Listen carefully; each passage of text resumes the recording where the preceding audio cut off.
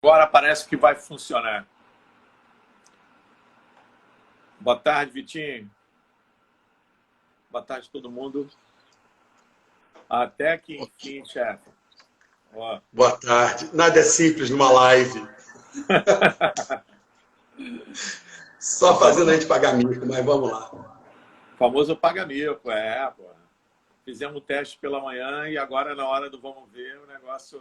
Isso é tentar mudar a tecnologia e me dei mal. Pois é. Então, pessoal, hoje nós temos uma live especial aqui em função do dia da celebração do Dia Internacional do Ambiente. E aqui nós temos o professor Marcelo Trindade, do Nascimento, que é chefe do Laboratório de Ciências Ambientais da Universidade Estadual do Norte Fluminense, Darcy Ribeiro, né? Marcelo, logo te avisando aqui, o Vitinho de Cabo Frio te manda um abraço, seu amigo de longa data, meu amigo também Grande Vitinho. da época de faculdade. Estou vendo aí que tem bastante Vilela online. Família, E obrigado a assistir, né? tá dando audiência. Enfim, hoje a ideia é a gente conversar sobre a questão do ambiental, né, mais focada, obviamente, na missão do Laboratório de Ciências Ambientais, enquanto parte atuante na Universidade Estadual do Norte Fluminense. Né? O Laboratório de Ciências Ambientais foi um dos primeiros laboratórios não só a ser criado dentro da UENF, mas também um dos laboratórios que foi rapidamente consolidado. Um laboratório que, quando foi fundado, tinha muitos jovens. Hoje já tem bastante gente experiente no laboratório, né? E, enfim, a ideia é conversar com o Marcelo, que está à frente do laboratório e tem desenvolvido uma série de trabalhos desde a Amazônia, do seu doutorado, e continua ainda na Amazônia, e tem atuado intensamente aqui na região, né? E na região que eu digo, na região norte fluminense e na região de Mata Atlântica, mas também que no seu pós-doutoramento na Escócia teve a oportunidade de trabalhar numa escala espacial bem grande, né? Então, a ideia é a gente conversar, fazer uma conversa geral, porque recentemente conversando com alguns colegas, né? Esse momento que a gente está passando da pandemia, esse virou o canal principal de comunicação entre familiares e, obviamente, entre os colegas e amigos de trabalho. E também acabou se tornando uma experiência interessante para que a gente possa ter um maior alcance, né, de uma coisa que sistematicamente nós somos cobrados, que é exatamente uma maior interação com a sociedade civil, né, como todos. Embora também a gente faça parte da sociedade civil, mas uma das grandes demandas é exatamente a gente tentar passar as informações e conhecimentos que são gerados dentro da universidade de uma forma que as pessoas percebam a importância da ciência no seu dia a dia, a importância da universidade pública, do ensino público de uma maneira geral, para a sociedade e os cidadãos brasileiros. Boa tarde, então, Marcelo. Boa tarde, Carlão. Bom, eu acho que, primeiro de tudo, eu gostaria de agradecer a essa oportunidade e parabenizá-lo pela sua iniciativa, né, de fazer esse evento, né, que está sendo feito todas as terças-feiras, e hoje é uma especial em função do Dia do Ambiente, né? E é muito bom estar aqui. Podemos falar um pouco das atividades do nosso laboratório, nosso grupo, né? Que eu acho que a gente tem essa data como uma data símbolo. Eu estava assistindo hoje a live de um ex-aluno nosso que apresentou há pouco, né, sobre a Amazônia, lá com o Ministério Público do Acre, o Aragão, e ele logo falou dessa data como uma data bem importante, porque se não fosse essa data, ou seja, o ambiente, não existiria, né, a vida, não existiria a gente, não existiria nem as outras datas. Então, acho que essa é uma data de extrema importância e, infelizmente, na atual conjuntura, eu acho que a gente não tem muito o que comemorar, mas temos muito que resistir, né? Mas vamos caminhando. Eu queria que, logo de entrada, né, uma vez que você é um dos signatários de um manifesto que foi realizado pelo laboratório, né, você como chefe do laboratório, a nossa coordenadora, a professora Marina Satika Suzuki, e o Leandro fizeram um belíssimo manifesto, né, a Marina como coordenadora e o Leandro como membro conselheiro da Reserva Biológica União. A importância das unidades de conservação no Brasil, eu acredito que foi uma das maiores conquistas que nós tivemos ao longo de todo esse processo, desde 1988, quando se promulgou a Constituição, e lá um dos artigos da Constituição é exatamente a obrigatoriedade do poder público, do Estado, de se prever. E foi em 2010, foram estabelecidas aproximadamente 20 metas, e uma das metas era exatamente ampliar as unidades de conservação. No entanto, recentemente, nesse governo que está aí, e esse ministro é uma figura muito contestável, né? Inclusive agora mesmo a ex-ministra Marina da Silva está fazendo algumas considerações sobre exatamente um ministro que é anti-ambiente numa pasta totalmente inapropriada, né, para ele, obviamente. Então, eu gostaria que você falasse, né, da importância das unidades de conservação, que dentro dessas 20 metas foi uma das metas que conseguiram ser alcançadas. Inclusive, hoje nós temos aproximadamente 17% de áreas cobertas por unidades de conservação, 300 unidades de conservação, e com um corpo técnico próximo a 3.000 servidores, o que é muito pouco, né? Então, essa reestruturação que ele chamou, na realidade, tanto a comunidade científica quanto os próprios técnicos que trabalham nessas unidades de conservação demonstraram um certo, vamos dizer, desaprovação por parte dessa medida que foi realizada sem qualquer consulta, inclusive, aos próprios gestores dentro do Ministério. Então, bom, sem dúvida nenhuma, o que chamou muita atenção de todos foi e está sendo a maneira da qual o governo tem conduzido algumas ações, algumas gestões, ou seja, sem uma discussão prévia, um comunicado com todos os atores, né?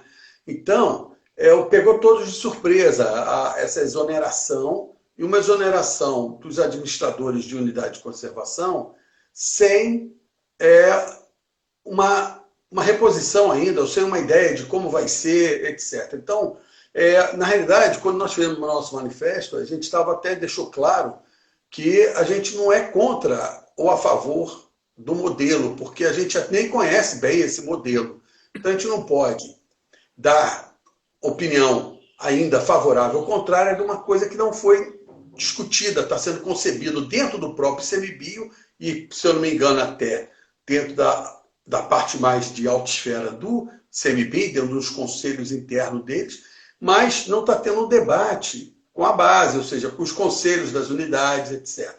E como você falou, o Brasil tem uma rede de unidade de conservação muito importante, muito extensa, grande, porém, se a gente distribuir isso ao longo no nosso país, a gente vai ver que ainda existem lacunas importantes de serem preenchidas com unidade de conservação. Tem biomas que merecem mais atenção, como a Caatinga, né, a própria Mata Atlântica, e também esses modelos, então, ou modelo de gestão, a gente eu acho que merece uma discussão maior para a gente entender e poder até ver a ideia. Por quê? O início da ideia, que foi por volta de 2015, começou com modelos de gestão em mosaico de unidades.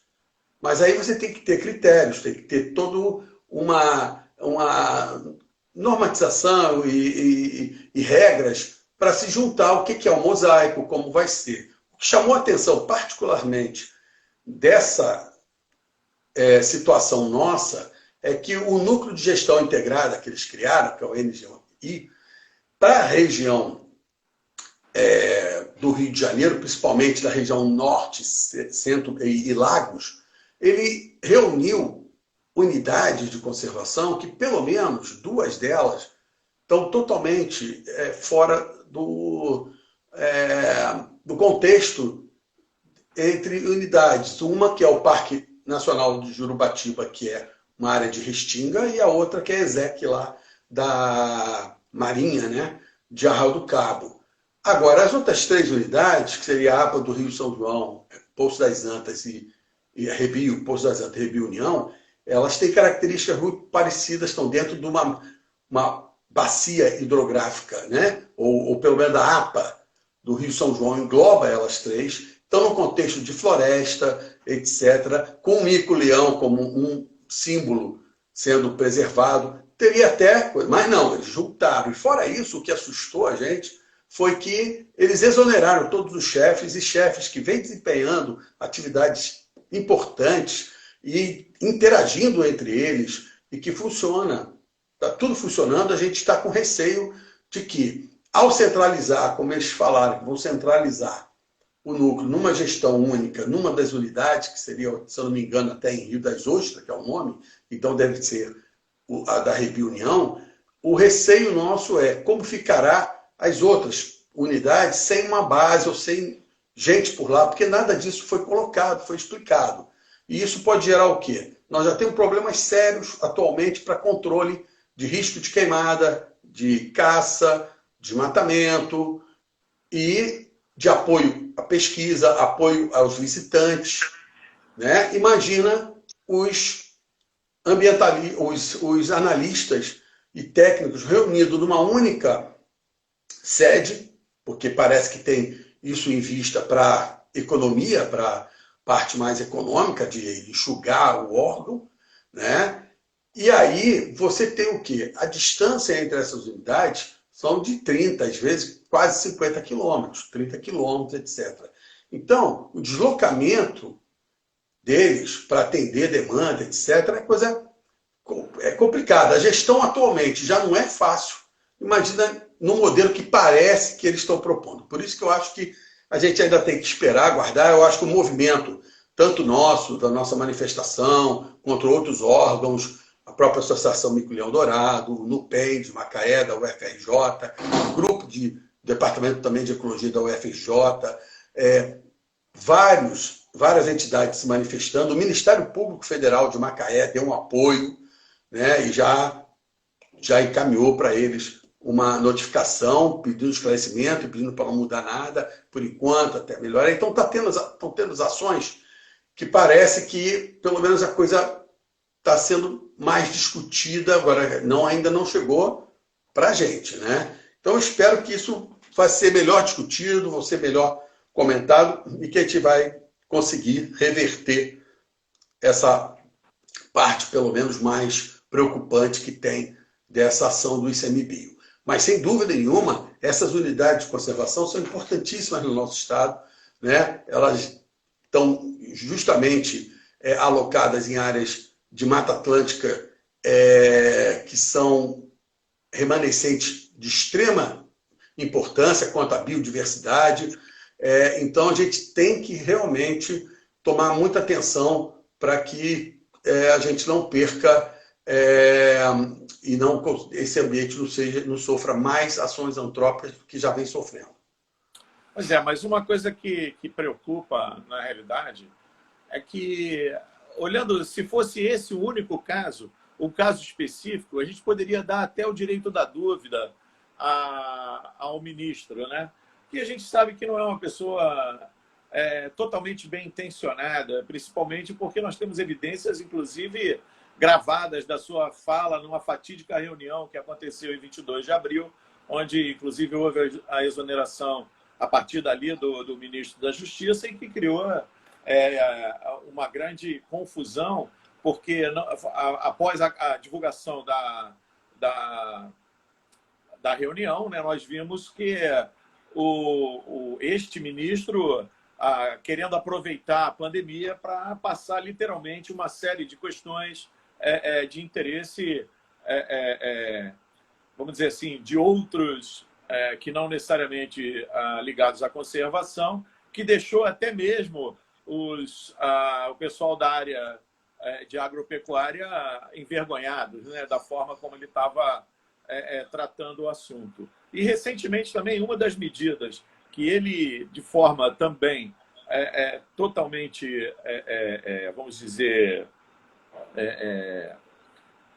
pessoal, né, sobre uma questão na Mata Atlântica, agora mesmo o Ministério Público pressionou ele teve que revogar, né? Que ele abria uma série de possibilidades de se entrar, né, em áreas remanescentes de Mata Atlântica e provocar mais dano ainda.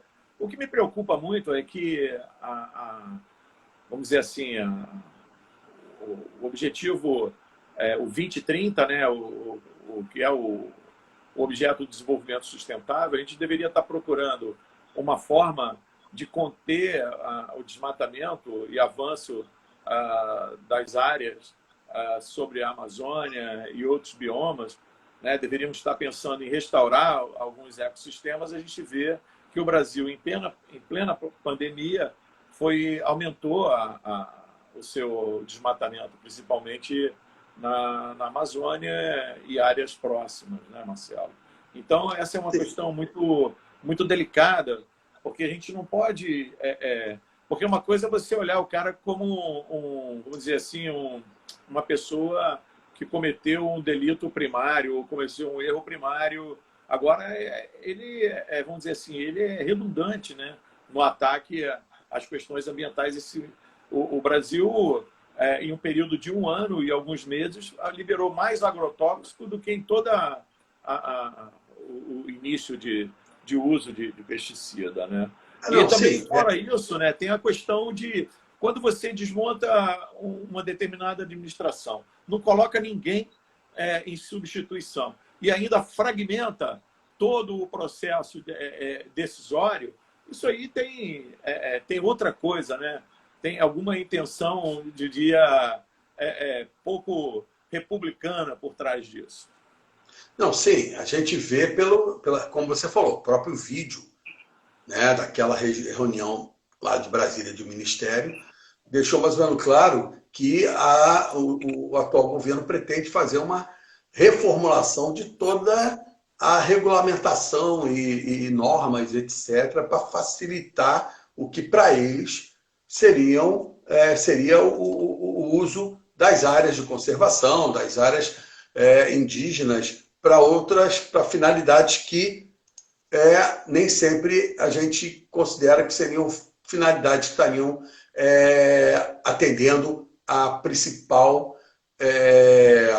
razão da existência das próprias unidades de conservação, né? E haja visto que o desmatamento das terras indígenas aumentou bastante, o desmatamento e os incêndios, né? Então, saiu agora, recentemente, do INPE, aquele documento técnico que mostra claramente que só esse ano a gente já tem 89% do desmatamento que no ano passado ocorreu como um ano inteiro, a gente já fez em 6 meses, 8 meses, 6 meses parece que era do relatório, né? E também que o foco de incêndios já se agravaram, né? E tem número já muito superior ao que antes ocorria. Isso tudo é o quê? É que por mais que a legislação ainda não tenha sido alterada, a regulamentação não tenha sido mudada, é óbvio que a postura do governo ela está mais ou menos clara no dia a dia da mídia, em que o governo faz vista grossa, etc., infelizmente. Isso estimula ações ilegais. É isso que a gente vem cada vez mais, a gente está preocupado, porque a gente sabe que os outros governos, vários governos anteriores, independente de partido, etc., eles não sinalizaram em momento nenhum que estariam a fim de compactuar com nada desse sentido. E, infelizmente, a gente tem visto que no atual gestão do ministro, né, do Ricardo Salles, a gente tem sentido que não é bem assim. Ele mesmo sempre dá umas declarações que, se não são estimulantes para a ilegalidade, pelo menos não gera nenhuma fala que vá fortemente contra a essas ações. Então, isso que deixa preocupado. Porém, a gente sabe que outras ações estão ocorrendo, porque, graças a Deus, os órgãos públicos têm certa independência em algum sentido, porque se você é técnico, você tem que cumprir as suas funções, e algumas ações e atitudes estão sendo tomadas para minimizar certos problemas. Então, você tem aí operações ocorrendo, tentando minimizar o desmatamento, principalmente da Amazônia, etc. Mas, sem dúvida, seria muito melhor a gente hoje estar comemorando o Dia do Ambiente com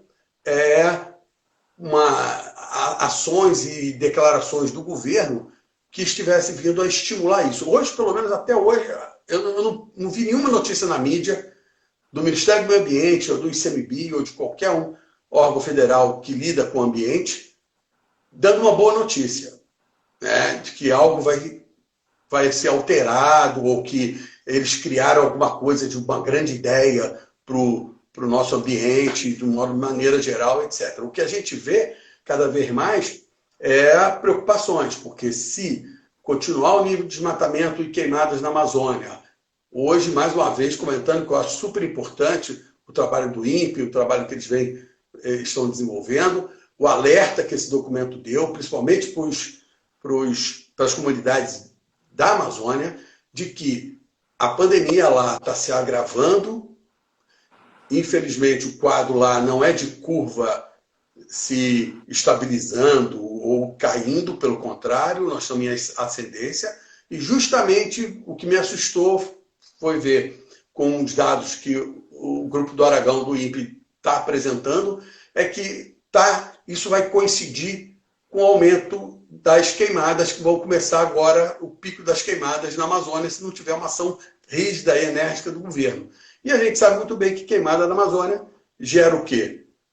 Gera as fumaças, gera um ambiente muito particulado, que gera problemas respiratórios, que vai, muito provavelmente, para as comunidades locais, gerar problemas de saúde no momento em que os hospitais já estão sobrecarregados. E justamente com o problema respiratório, que é uma das coisas que também a Covid afeta. Então, quando eu vi esse resultado, eu falei, caramba, o negócio está um risco, está assim, absurdo, quer dizer. Isso me assustou muito e eu espero que realmente as coisas não aconteçam da maneira que podem vir a acontecer, porque o cenário não é um cenário interessante para quem está na Amazônia, cara. E claro que isso não é nem um pouco interessante para o país como um todo, para nós como nação e para a própria Amazônia, porque é aquilo que eu falo com todo mundo, independente agora desse comentário com doença, que é óbvio que é super importante, envolve a nossa população, mas a floresta em si, quando ela é desmatada e queimada, o retorno da floresta demora muito tempo, são gerações e gerações. Então, a perda, ou seja, para destruir, você faz isso em um dia, faz isso em semanas.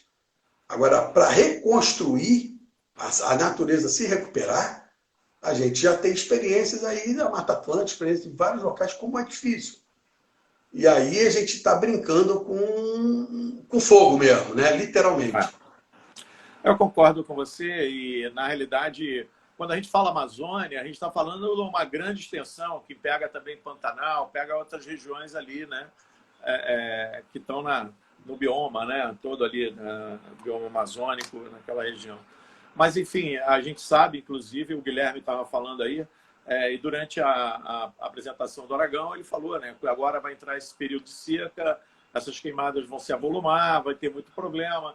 E, inclusive, Guilherme, realmente, Porto Velho foi o lugar que o Aragão mostrou onde a maior área de desmatamento está lá, né? Foi em Rondônia, campeã. Realmente muito intenso. Agora, uma coisa que você colocou agora, e estando à frente do laboratório, eu vou fazer uma pequena provocação, né? Porque, como chefe, né? Você é meu chefe. Então, para construir uma coisa, você falou, estou usando suas palavras, demora, né? A gente tem que aplicar muita força, desperdiçar muita energia, né? E para destruir é relativamente rápido, né?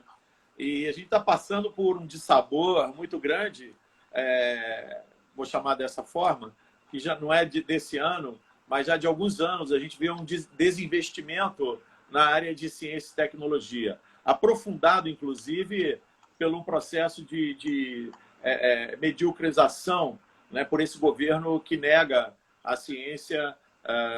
Né? Outro dia eu estava até conversando com uma pessoa, hoje a gente não tem que discutir se o modelo, como se discutia no passado, que é a exatidão, a precisão do modelo do IPCC. Mas a gente hoje está tendo que convencer as pessoas que a mudança global é um fato e não uma fantasia, né? Porque se vende isso de uma forma absurda. A sorte é que a gente vê que a maior parte das publicações científicas considera a mudança global e a gente tem um número menor do que 5% realmente que não acreditam ou tentam questionar a questão da mudança global. Mas voltando ao desinvestimento da ciência, como é que você vê essa falta de financiamento da ciência, estando à frente do laboratório, agora como chefe, e a gente tendo, obviamente, uma série de demandas, não só para a atividade de campo, mas a manter o próprio laboratório, que a gente tem uma central analítica relativamente, eu diria, muito boa, considerando até laboratórios que eu conheço. Acho que o Laboratório de Ciências Ambientais congrega diferentes técnicas analíticas e, obviamente, a gente tinha necessidade de expandir para outras. Como é que você vê isso à frente do laboratório e, obviamente, como pesquisador, né? Bom, então, é claro que a realidade está uma realidade muito difícil. O retrocesso ocorreu muito forte já, começou a ocorrer logo depois do impeachment da Dilma, né, com o governo Temer, ele já encerrando alguns projetos que a gente considerava que era um projeto importante, o Ciência Sem Fronteiras, e as verbas foram diminuindo, a situação econômica do país também, né, ficou muito problemática, mas o que a gente vê é que a gente não pode culpar apenas a parte econômica, né, porque a gente se vê e percebe que tem verba para várias outras ações de governo que, dependendo do país, não seriam consideradas prioridade, né? Então, eu vejo que, infelizmente, o que a gente percebe é que, para muitos, a ciência não é prioridade, como a educação também, né? Já foi considerada várias vezes. Mas uma coisa que é até chato a gente comentar assim, uma coisa positiva dessa pandemia, não é bem isso. Mas o que a pandemia está mostrando é que se a gente não tivesse ciência, cara, e se a gente não tivesse as instituições de pesquisa que o país tem, se a gente não tivesse a estrutura de saúde que a gente tem, o negócio aqui estaria muito, mas muito pior. Então, graças a Deus, a Fiocruz existe, graças a Deus, os institutos de pesquisa que nós temos e as universidades com os laboratórios e o pessoal ralando, e aquilo que você falou. Corte de verba ocorreu numa situação terrível e que hoje eu espero que o governo tenha, pelo menos, começado a rever algum ponto de vista, alguma atitude, como órgãos como o CAPES, CNPq, etc., cortar verba de formação de pessoal, que é a base da nossa pesquisa. Então, a gente vê hoje alunos nossos bem treinados, que estão no laboratório, alguns até sem bolsa já, mas continuam atuando porque sabem a importância da pesquisa, a importância da coisa, mas o que a gente vê é que toda a renovação que a gente estava tendo, o estímulo de ter, como eu brinco, quando eu fui fazer meu doutorado no exterior, nós éramos 5.000 brasileiros apenas no exterior, fazendo doutorado. Olha que privilégio. Com Ciências Sem Fronteiras, nós chegamos a ter quase 100.000 no exterior. Se teve problema no Ciências Sem Fronteira, se teve alguma coisa, isso para mim não é motivo de acabar o programa. O motivo seria vamos consertar os problemas. Mas a gente precisa do investimento e formação de pessoal, tanto interno quanto externo. E hoje você vê a redução que a gente tem no número de bolsas tanto para fazer pesquisa ou doutorado ou pós-doc no exterior, quanto dentro do próprio país. E centros de pesquisa que estão muito já estabelecidos, que geram e formam um pessoal muito importante, tomaram realmente uma porrada, no bom sentido, com os cortes que ocorreram. Então, você teve reduções drásticas de bolsa. Porrada no bom sentido é ótimo. Porrada que foi bem dada, né? Quando você é cruel, você dá uma porrada bem dada, sabe aonde bater. Então, infelizmente, é isso que eu tô vendo, né? Porque o que me assusta, né, é que essas atitudes, como ciência, educação, etc., eles são projetos de nação, cara. Então, você não tem que ter ideologia na parada. E hoje o que a gente vê é que parece que tem revanchismo. É tipo assim, não, vamos acabar com eles porque é tudo comunista. Como se eu fosse comunista, como todo mundo fosse comunista, como se tal. E não vem aqui ao caso se é ou não. O que importa é que eu venho fazendo pesquisa. E se eu faço com competência ou não. E se eu estou formando gente competente ou não.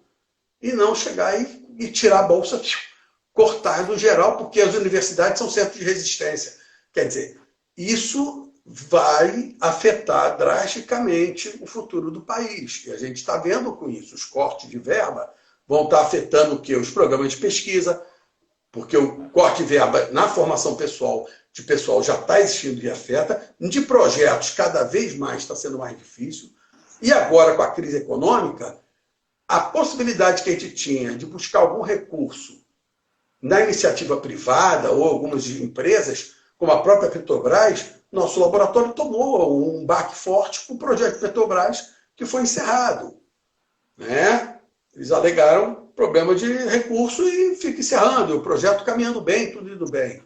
Você é um que tem projetos com Petrobras, você sente como está. Eu tenho participação também num projeto de colega em São Mateus, com restauração de áreas de restinga, com a Petrobras, que sofreu agora também corte.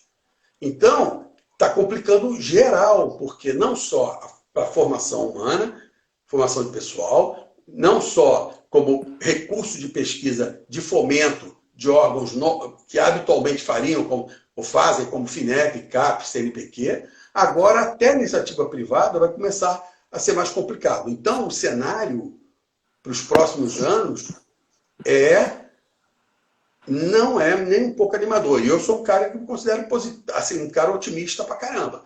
Mas, infelizmente, eu não posso dizer que eu estou otimista. Então, o nosso laboratório tem um custo, realmente, né? Porque nós temos uma central, como você falou, uma central analítica de primeiro mundo. Eu falo isso com boca cheia, porque eu me lembro que, na época que nós nem estávamos ainda com a nossa central totalmente estabelecida, quando o meu orientador de doutorado teve na UENF, na hora que a UENF estava sendo criada, e ele viu nossos laboratórios nascendo, ele falou, cara, lá em Sterling eu não tinha um laboratório desse nem pelo cacete quando eu comecei.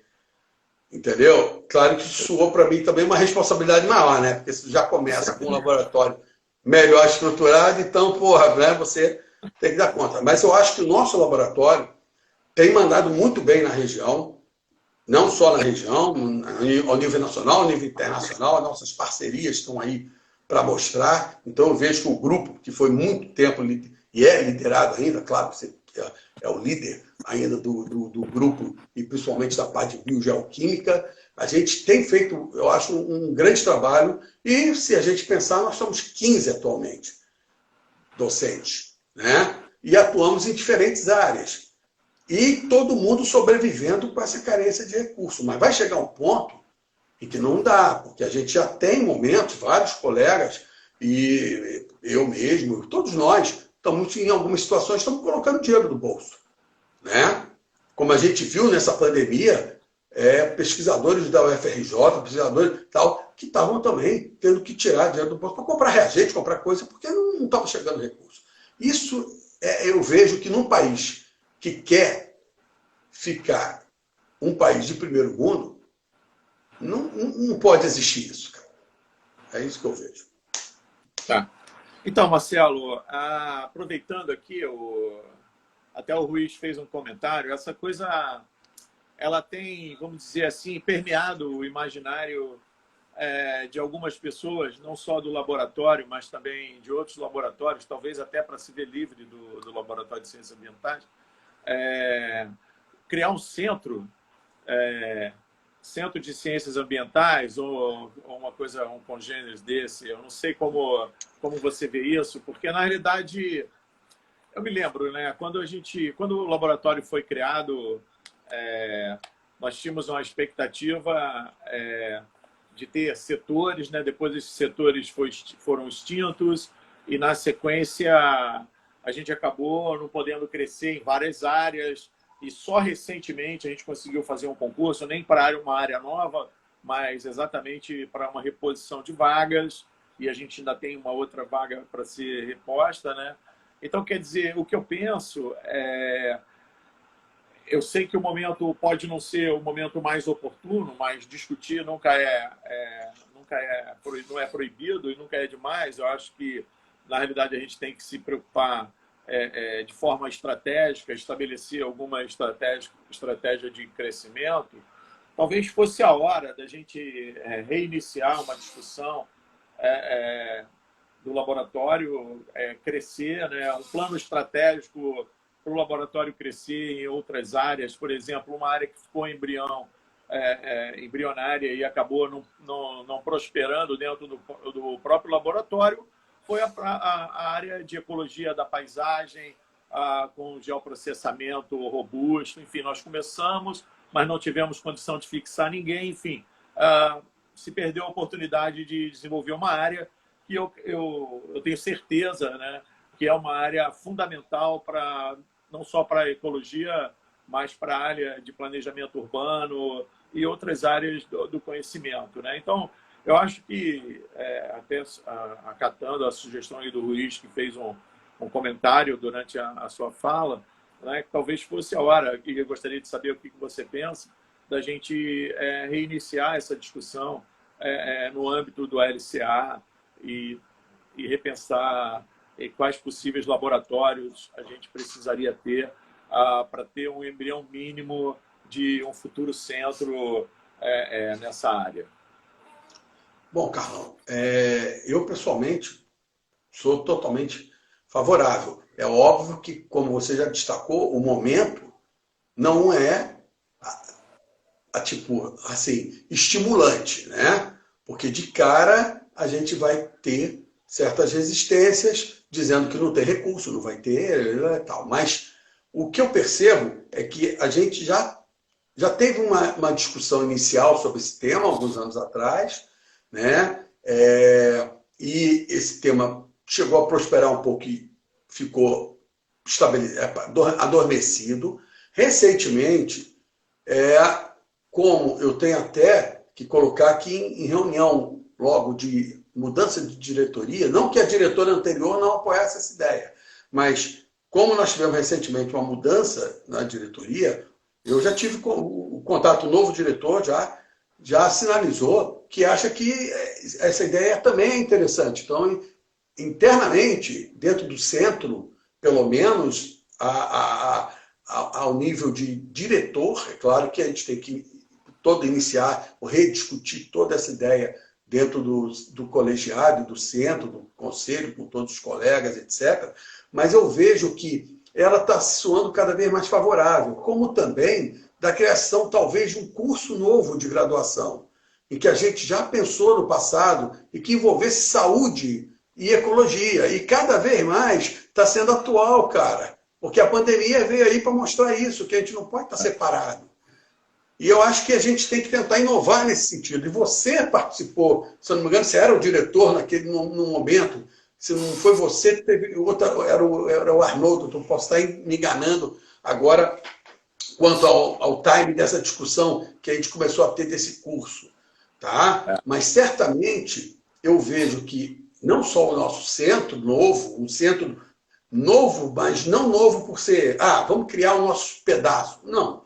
O que eu vejo é que é o momento da gente criar como ENF, como a USP sempre fez super competente, né? Nesse sentido, a Unicamp também tem demonstrado bem competência em estabelecer núcleos, estabelecer novos centros, em que, com a demanda nova de ciência e de pesquisa, é impossível, a gente sabe, a gente trabalhar hoje com grupos pequenos e isolados. Então, se a gente consegue formar um centro que congregue cabeças diferentes, pensando de temas e áreas distintas, mas com um foco concentrado na área ambiental e de saúde, saúde no sentido que a gente vê, de não, para não gerar dúvida e especulação, não estou falando de uma faculdade de medicina ou um curso de medicina, coisa assim, não. Estou falando saúde do ambiente, tá? Que entra aí, claro, doenças tropicais, entra vários pontos. Mas eu acho que essa é uma ideia que é interessante. Eu juntaria nesse debate até a possível formação de um curso de graduação nesse sentido, e que o centro já entraria como tendo esse curso como proposta, que eu acho que também para o governo a gente sabe que sempre é importante a gente sinalizar para o lado da graduação, para o lado da formação de pessoas. Então eu estou de acordo aí com a ideia do Ruiz e sua, colocando apenas esses comentários que eu adicionei aí.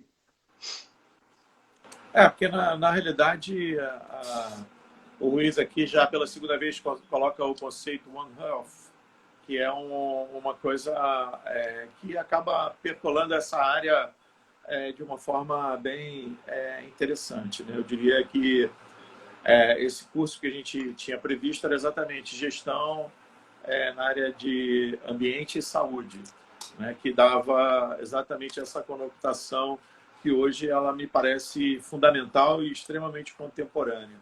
A gente sempre acaba esbarrando na ortodoxia de algumas pessoas, né? E, obviamente, na possibilidade de termos alguns tipos de investimento em recursos humanos e também laboratório, né? Porque para se ter um laboratório, a gente tem que ter um número mágico de 5, né? Por laboratório, e tem uma questão administrativa, né? Nesse aspecto, e teria que ter, no mínimo, 5 laboratórios. Então, hoje a gente teria que ter aproximadamente 25 vagas para 25 docentes. Hoje nós temos 15, né? Precisaríamos de mais 10. Se pensar que se a gente tiver unanimidade no nosso grupo, a gente já entraria com 15. E eu vislumbro que dentro da UENF a gente conseguiria atrair 10 bons colegas para ingressar. Entendeu? Eu acho que o problema maior, a meu ver, vai ser isso que você falou, de muitas vezes nós, como universidade, fazendo uma crítica, que eu acho que o Ruiz sempre faz esse comentário, né? Que a gente muitas vezes nós somos conservadores, né? E muitas vezes não queremos ousar e sair para uma coisa nova, ou cada um fica pensando no seu núcleo, no seu ponto, porque aí eu estou bem aqui, então vou continuar fazendo aqui, tudo bem. Mas eu acho que a universidade, como universidade, a gente só vai deslanchar cada vez mais se a gente começar a ter novas ideias, novas propostas e atrair novos grupos de especialistas em áreas de ponta, de forma distinta, etc.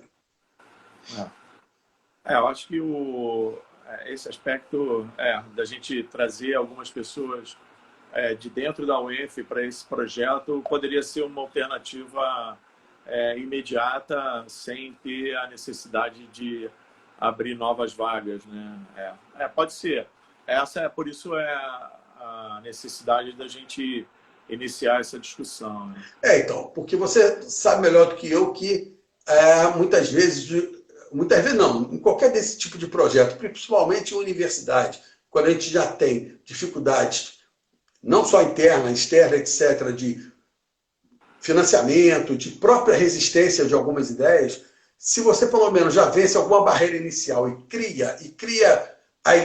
planeja já toda uma expansão de criação de novos laboratórios, criando demanda, e a gente sabe, se cria um curso de graduação que está vinculado com a demanda de certos laboratórios que vão ter que vir no futuro, e a gente começa a ganhar sinal verde de dentro da instituição e do governo, aí a coisa pode caminhar mais fácil. Se a gente ficar esperando ter o mínimo necessário dentro no contexto do que seria o mais ideal, etc. e tal, muitas vezes a gente não vai sair e o processo vai ficar estagnado e parado. Então, acho que a gente tem, de qualquer forma, tem que começar uma discussão, tem que começar o bate-papo. Eu acho que isso é interessante, sim. Demanda energia, demanda tempo, mas é interessante. Eu acho que a questão da gente iniciar a discussão, ela me parece bem positiva, né? E eu acho que uma das coisas que ontem, na live que eu participei, eu tentei dar um pouco de abrangência numa questão que eu tenho achado a cada dia mais importante e que nós não temos nos nossos cursos, né? Sempre se fala na formação do cidadão, sempre se fala numa maior participação, mas a gente não discute, por exemplo, aspectos legais. E hoje eu fiquei bem feliz quando eu vi o Aragão naquela aquela conferência ali, falando com o pessoal lá do Acre, ele citando leis e mostrando o quanto estavam sendo, vamos dizer, não cumprindo, né, as leis em relação à questão do desmatamento na região amazônica. Então, eu acho não, eu tenho certeza que uma das coisas que a gente tem que promover mais internamente, principalmente as pessoas que ministram as disciplinas de ecologia, e talvez as outras também, porque é aquela velha história, né? O cara fica falando assim, não, porque a gente precisa de disciplina de educação ambiental. Eu sou particularmente contrário. Na realidade, eu acho que a educação ambiental ela tem que estar em todas as disciplinas.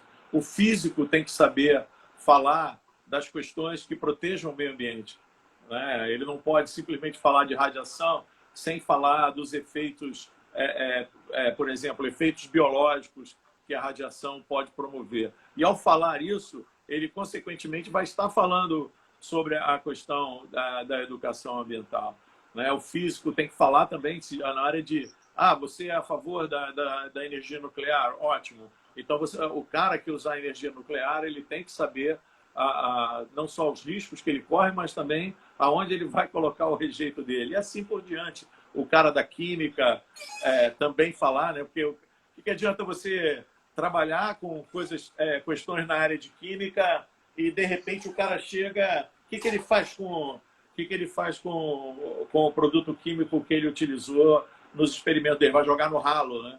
Eu costumo dizer que a universidade é um terreno sagrado. É um terreno sagrado porque os órgãos ambientais, por exemplo, numa indústria, você jamais poderia fazer esse tipo de procedimento, né? E na universidade, muitas vezes, a gente vê determinados tipos de procedimento pouco preocupados com o que se gera de resíduo sólido, resíduo líquido, sem um tratamento qualificado, né? Então, eu acho que essa questão é muito importante, né? Se formar um cidadão, mas um cidadão que realmente seja participativo, né? Participativo e não tenha medo de discutir política, porque a política ela faz parte do nosso dia a dia, né? O que eu vejo, a demonização da política por determinados setores da universidade, ela para mim, perversa, porque a gente acaba formando um monte de robô e o fruto que a gente colhe é esse que está aí. Tem um presidente totalmente inapto e cercado de ministros totalmente inaptos a conduzir o país, seja o ministro da Educação, seja o ministro do Meio Ambiente, seja a ministra de Defesa dos Direitos Humanos, entendeu? E por aí vai, você tem inúmeros projetos, processos de totalmente... que identificam esses caras como inaptos a estarem à frente de ministérios como esse. E, consequentemente, o efeito disso é muito sério para as gerações, né? Então, quer dizer, a questão da gente discutir um pouquinho mais alguns pontos que estão já de direitos dentro da Constituição, não significa que a gente vai estar formando político, mas a gente vai estar formando um cidadão que, na realidade, tem a real ideia do que é garantido a ele por lei, que muitos não sabem, né? Então, quer dizer, essa é uma questão que, para mim, ela é fundamental no sentido de formação de um profissional. Né? Porque uma das coisas que a gente vê, né, Marcelo? Vira e mexe, todos nós somos chamados pelo Ministério Público a dar uma opinião. E, tardiamente, a gente acaba tendo que aprender um pouco sobre lei, né? Porque você vai ter que ir lá buscar algumas questões que balizam até para dar suporte ao Ministério Público de forma um pouco mais justa, né? Você não pode sair falando de uma forma totalmente desprovida de informação, né? E preparado para dar um parecer desse tipo, né? Então, eu vejo que a gente tem que também aproveitar esse momento. Esse momento tem sido, como você falou, né? Ele acaba sendo importante para alguns tipos de reflexão, né? E eu acho muito importante, mesmo que esses encontros sejam encontros pontuais, e eu fico muito feliz de estar vendo aqui vários comentários de ex-alunos nossos, inclusive ratificando a importância que a UENF teve na formação profissional deles, né? Isso é uma forma da gente ver que uma das missões, ao se estabelecer o Laboratório de Ciências Ambientais, ao se criar o Programa de Ecologia e Recursos Naturais, né, foi uma coisa acertada, né? Uma coisa acertada, porque na realidade, muitas vezes, ao estar aqui no interior, no norte fluminense, a gente se sente um pouco invisível, né, na questão da geopolítica, não só do Estado, mas da geopolítica do Brasil, né? Então, eu acho que esse tipo de depoimento me parece extremamente importante. Então, o que eu percebo é que eu me lembro muito bem aquele encontro que a gente teve, né, dos 25 anos, que foi super interessante, que a gente já tem uma ideia, mas a gente teve uma ideia melhor ainda, fazendo um levantamento de como estão nossos egressos e tal, e as surpresas que nós tivemos de vários, né, egressos aí desempenhando funções importantes e estando em áreas importantes. Aqui na região, a gente vê os órgãos ambientais hoje e as secretarias, né, municipais, tanto do ambiente quanto agricultura, etc., com vários ex-alunos nossos. Então, nós estamos vendo como que realmente isso tem colaborado. A gente tem visto e recebido, né, de colegas dessas instituições comentários tipo, poxa, realmente é interessante a formação do pessoal, o que vocês vêm desempenhando e tal. Então, vários concursos, eu me lembro do concurso do INEA, quando teve a coisa de, acho que já faz uns 5, 10 anos que teve esse concurso do INEA. O primeiro lugar foi o ex-aluno nosso, o Fabrício, né, que hoje é professor da Universidade Federal de Juiz de Fora. Mas isso aí, pra gente, cara, é a melhor coisa, né? A gente receber quando a gente é professor, né? A gente vê que nossos alunos estão mandando muito bem, né?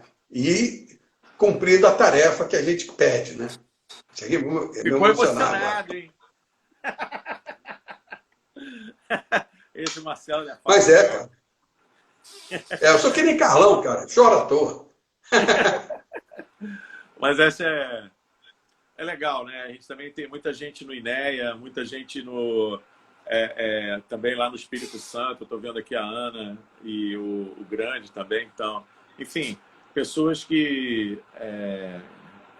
IEMA, né, lá no estado do Espírito Santo. Enfim, nós temos pessoas que... Isso é realmente uma satisfação. É uma satisfação você ver hoje o Aragão falando, né? Uma série de pessoas que realmente você mostra que o serviço foi bem feito, né? E que a gente acaba se realizando pelos outros, né? Assim, pelo sucesso deles. Essa é uma grande